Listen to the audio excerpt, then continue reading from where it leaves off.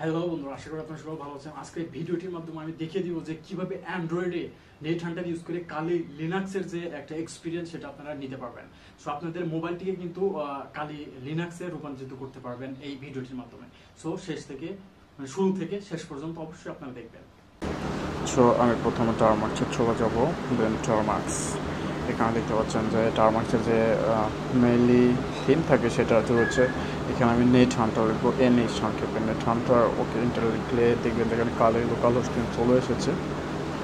Who am I যদি দিই তাহলে বুঝতে পারবেন যে এখান থেকে কালি চলে এসেছে। এখন আমি এখানে দিব কে এক্স, এটা দিয়ে আমি কিন্তু আমার ভিএনসি যে সার্ভার রয়েছে সেখানে এটা কানেকশন দিব, তাহলে কিন্তু আমার পরিপূর্ণ ফোনে একটা লিনাক্স সেট আপ হয়ে যাবে। সো এখানে চলে এসেছে।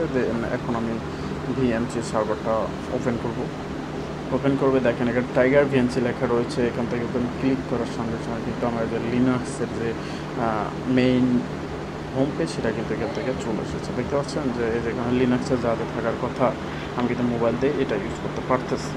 সো বুঝতেই পারছেন যে নেট হান্টারের মাধ্যমে লিনাক্সের যে ফিচার, কালি লিনাক্সের ফুল ভার্সনটাকে কিন্তু ইউজ করা যায়। মেটাস্প্লয়েট থেকে শুরু করে বার্ড সুইট, জ্যাপক্সি আর অ্যাডভান্স ইন্টেলিজেন্সের টুলস কিন্তু আপনারা ফোনের মাধ্যমে নেট হান্টারের মাধ্যমে ইউজ করতে পারবেন। সো ভিডিওটি ভালো লাগলে অবশ্যই লাইক, শেয়ার, সাবস্ক্রাইব করতে বলবেন।